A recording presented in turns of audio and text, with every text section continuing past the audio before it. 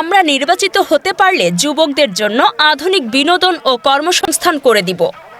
সদরপুরে যুব সমাবেশে বললেন বাংলাদেশ জাতীয়তাবাদী কৃষক দলের সাধারণ সম্পাদক ও ফরিদপুর ৪ আসনের বিএনপির মনোনীত প্রার্থী শহীদুল ইসলাম খান বাবুল।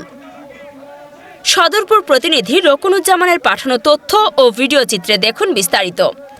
আসন্ন জাতীয় সংসদ নির্বাচন উপলক্ষে ফরিদপুরের সদরপুরে উপজেলা যুবদলের আয়োজনে যুব সমাবেশ অনুষ্ঠিত হয়েছে।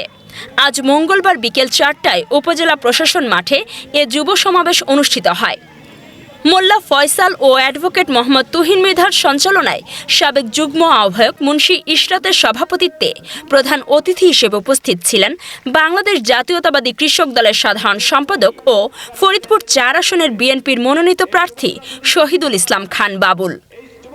ফরিদপুর জেলা যুবদলের সাধারণ সম্পাদক মোহাম্মদ জাহাঙ্গীর হোসেন, জেলা যুবদলের সাংগঠনিক সম্পাদক শাহিদুর রহমান শহীদ সহ অনেকেই উপস্থিত ছিলেন।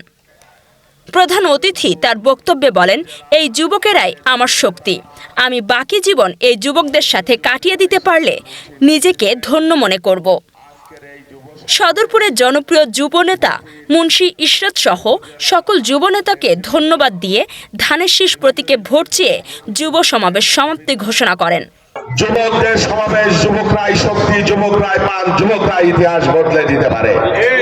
দুনিয়ার ইতিহাসে এই যুবকদেরকে, জেনজিদেরকে আর বোকা বানিয়ে রাখবার কোন সুযোগ দেওয়া হবে না। বাংলাদেশের যুব সমাজ জেগে উঠছে।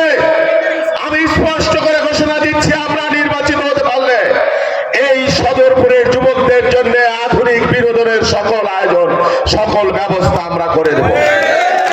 যুবকদের কর্মসংস্থানের জন্য ১৭ বছর যারা ক্ষমতায় ছিল কিছুই করে নাই। আত্মকর্মসংস্থান, সরকারি সুবিধা এবং চাকরির বাজারে প্রাইভেট সরকারি চাকরির জন্য এই সদরপুর ভাঙ্গা চরপচশের লোকেরা সর্বোচ্চ অগ্রাধিকার পাবে এবং আমি তাদের জন্য সেই ব্যবস্থা ইনশাল্লাহ করব।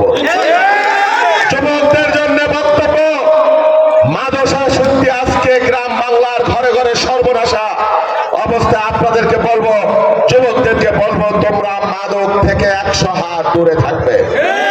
মাদক শুধু তোমার একার না, তোমার পরিবার, তোমার সমাজ, তোমার রাজনীতি সব কিছু ধ্বংস করে দিতে পারে। সেই জন্য আর যাই হোক, মাদকাসক্ত কোন তরুণ